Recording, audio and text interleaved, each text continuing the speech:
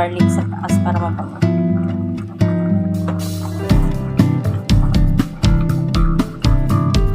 So, takpan muna natin sandali lang para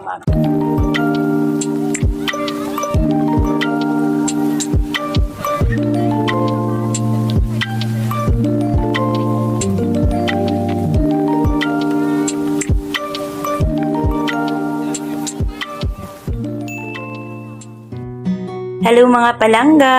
So lunch time mga palangga. So magluluto tayo ngayon ng ating lunch. So meron po akong naka-prepare dito na labong. So magluluto tayo ng labong na may gata. So ito yung ating mga ingredients mga palangga. Mayroon po tayong labong. Ito. 2 piraso yan. Meron po tayong gata. Shrimp, okra, tsaka yung daing, tsaka saluyot. Sarap ito. So, samahan nyo ako mga palangga. Mag-prepare po tayo para makapagluto na tayo ng ating lunch. So, una nating gawin is mag-prepare tayo ng ating labong.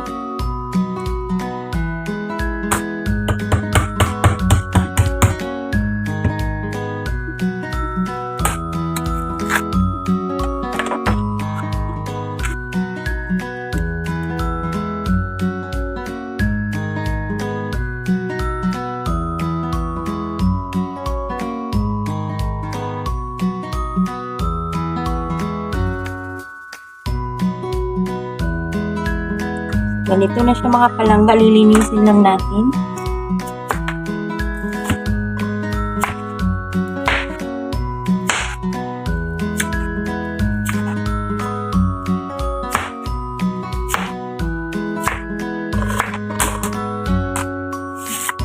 So, alisin natin yung mga matitigas na part. So, ito na siya mga palangga. So, mag-start na tayo na i-slice natin yung ating labong. So, sa mga nakarelate dyan, yung gumagawa nito, shout out dyan sa mga nakarelate. Yung marunong mag-slice ng labong, maggayat ng labong. So, na-miss ko lang yung sa probinsya dahil lumaki kami kung saan yung place namin is maraming kawayan. So, na-miss ko siyang i-prepare ito mga palangga. Ito yung kinakain namin nung bata pa kami. Lagi kami kumakain, siguro mga twice a week. Kasi ito man yung pinaka magulay namin doon. Lahat ng luto ng labong, adobong labong, gata na may labong, yung laswa lang siya na labong, yung meron lang siyang saluyot at saka okra, tapos lagyan siya ng shrimp, yung maliliit na shrimp, ang sarap. O yung daing lang siya, o yung inihaw siya na bangus, masarap din dito ihalo yung inihaw na bangus. So, ganito ako mag-slice mga palangga. Yung kutsilyo ko kasi hindi siya gaanong matalim. Kailangan ganito lang siya kanipis mga palangga. Kasi kung makapal siya, baka magpait. So, sa bandang dulo mga palangga, ganito yung pag-slice natin.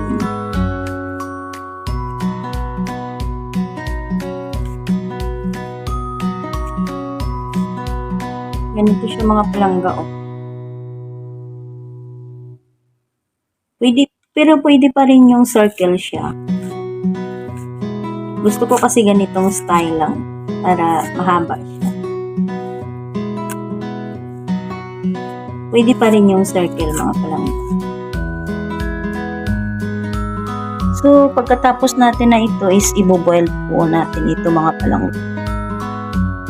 Pero meron din siyang ano dito, bilog.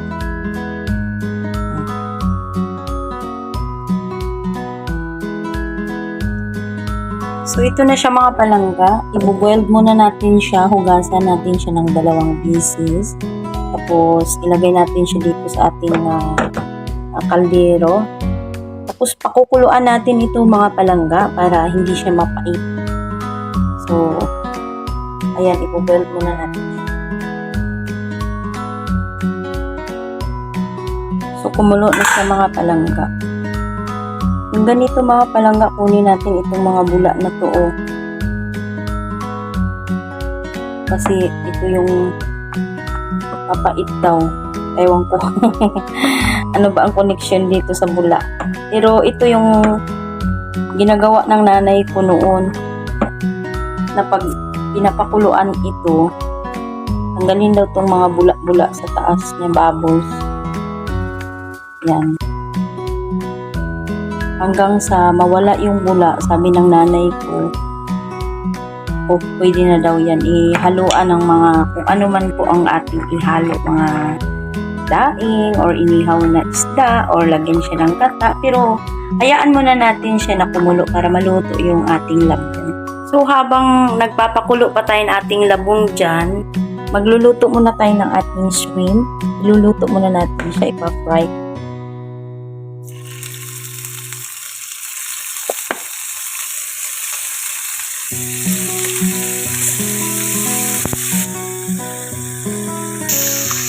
So, isip aside natin ito mga palangga at magluluto tayo ng ating daing.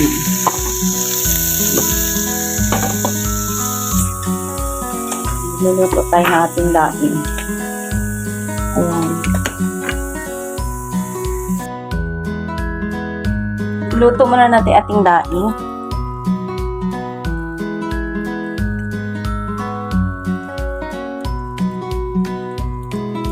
Para mabango siya mga palangga. So, luto na yung ating daing. I-isip aside lang natin.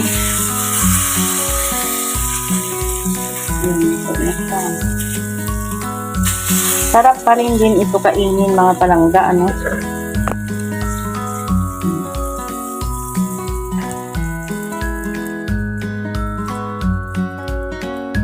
Yan, so meron tayong daing at saka yung shrimp. So, ang gagawin natin dito sa ating labong, palitan natin yung ang tubig mga palangga para hindi siya mapakit. Tapon natin itong tubig tapos palitan natin siya ng boiled water mamaya. So, ito na siya mga palangga, wala na siyang water. So, ang gagawin natin para sure na hindi siya mapait, lagyan na lang natin siya ng kumukulong tubig.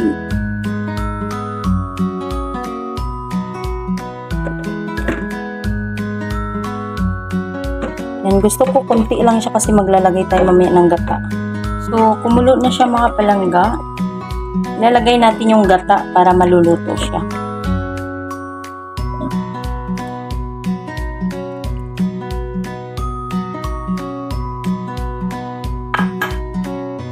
Takpan muna natin siya mga palangga. Ayan natin siyang kumulo. So, kumulo na siya mga palangga. Wow. Ang gagawin natin, ilagay natin yung ating okra. Saka yung ating saluyo.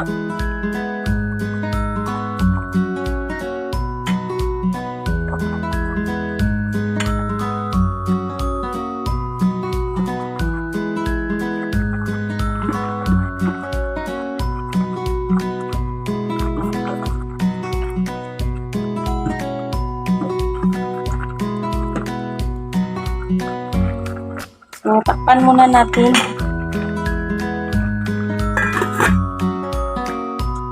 Ilagay na natin yung ating daing. So, luto naman na ito ating daing, no? Kinat ko siya. Ilagay na rin natin yung ating shrimp.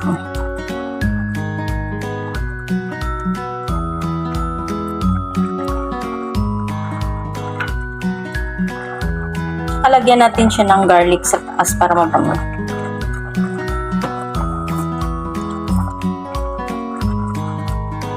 So, takpan muna natin sandalit lang para ano yung lasa. So, okay na siya mga palangga. Titimplahan natin siya. Maglagay tayo ng kunting magic sarap.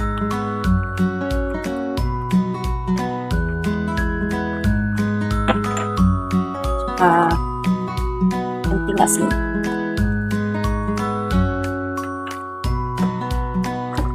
Sa last ko siya nilalagay yung asin para yung gulay natin hindi siya mag-brown.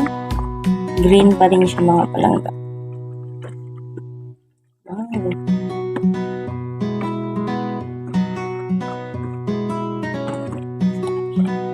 Luto na yan mga palangga.